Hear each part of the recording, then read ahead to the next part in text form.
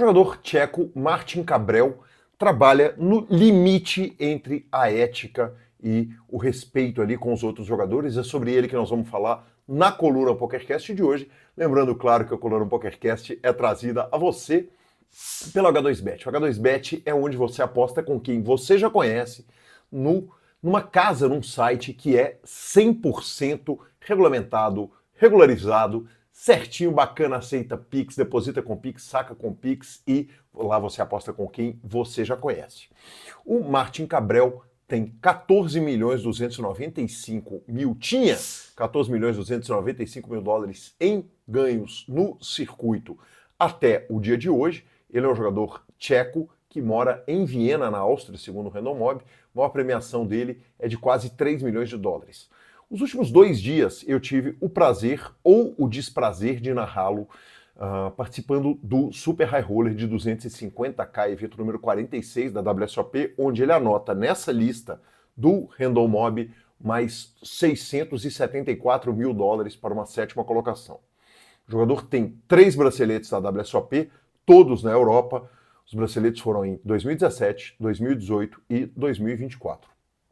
O mundo toma ciência desse jogador na WSOP de 2023, quando, além de uma falação insana na mesa, o jogador se levantava, teoricamente, indo olhar o stack dos adversários, ele ficava olhando, dando a entender que ele estava olhando a parte de trás das cartas e, segundo o Daniel Negreanu contou agora em entrevista recente, entrevista que vai estar colada aqui nesse link, ele usava as unhas grandes e passava sobre as cartas como se ele estivesse dando a entender que ele estava marcando as cartas. Nada foi provado que ele estava fazendo coisa errada ou que ele tenha marcado cartas ou que ele estava enxergando qualquer coisa atrás das cartas.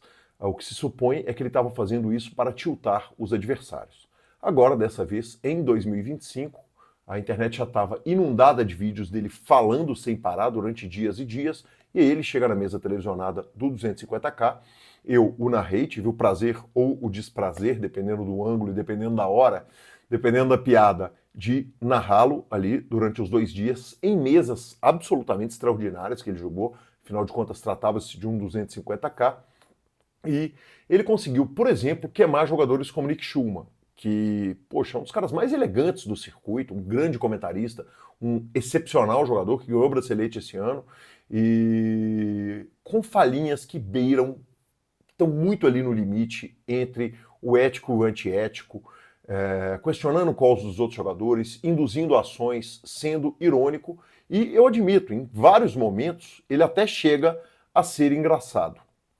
Mais uma vez, não custa reiterar, nada nunca foi provado de verdadeiramente antiético contra ele. Por exemplo, marcação de cartas ou qualquer coisa do tipo. Eu vou dividir essa coluna em 4 tópicos. As vantagens que ele tem por fazer o que ele faz, as desvantagens que ele tem por fazer o que ele faz, o que ele traz de bom para o poker e o que ele traz de negativo para o poker. Primeiro, o seguinte, as vantagens do estilo dele jogar, da forma dele falar, da forma dele lidar com os outros jogadores são muito óbvias. A primeira coisa é o seguinte, ele tira os adversários da zona de conforto e mesmo jogando contra uma concorrência muito casca-grossa, como foi o caso do 250k, em diversos momentos a gente via jogadores extremamente incomodados com ele, especialmente o Daniel Negreanu, o Nick Schulman também demonstrou um certo mal-estar com relação a isso. Com isso, ele pode acabar induzindo o adversário a dar um call errado contra ele, a fazer um movimento errado contra ele. Ele, é claro, tilta os parceiros, né? Quando você tira o jogador de uma zona de conforto e coloca ele tiltado, ele tende a cometer mais erros. E, como eu disse ali em cima, e vou reiterar aqui na descrição, tem um curto trecho de uma entrevista que o Daniel Negreanu deu, que ele fala especificamente o seguinte, o que o Kabrel faz pode sim trazer vantagens para ele. E quais são as desvantagens disso que ele faz no jogo? Olha, num torneio especialmente de 250k, num torneio barato, ele vai ser mal visto, vai ser desagradável, enfim, as pessoas vão desgostar dele, mas isso aí aparentemente ele está pouco ligando. E as desvantagens vão aparecer principalmente quando ele está jogando com essa concorrência super casca grossa. Afinal de contas, a melhor concorrência nos torneios mais caros vai pegar TELs. Ele não é um jogador imune a TELs e, evidentemente, à medida que ele está falando ali, o jeito dele falar, claro que pode dar um indicativo que pode fazer um jogador acertar um call ou um fold contra ele. E aí a gente pula para o tópico seguinte, que é o que um jogador desse traz de bem para o poker. Olha, em poucas palavras, o seguinte, audiência. O Martin Cabrel na mesa televisionada é uma parada que é o seguinte, ele tá falando sem parar, ele tá chamando a atenção toda para ele tá sendo o centro das atenções, e quem que vai parar de assistir uma transmissão com um cara desse antes de saber qual que vai ser a próxima falhinha que ele vai dar, a próxima coisa que ele vai fazer, a próxima treta que ele vai aprontar? Né? Os torneios de poker, eles podem ser extremamente silenciosos, às vezes eles podem ser até lentos, né?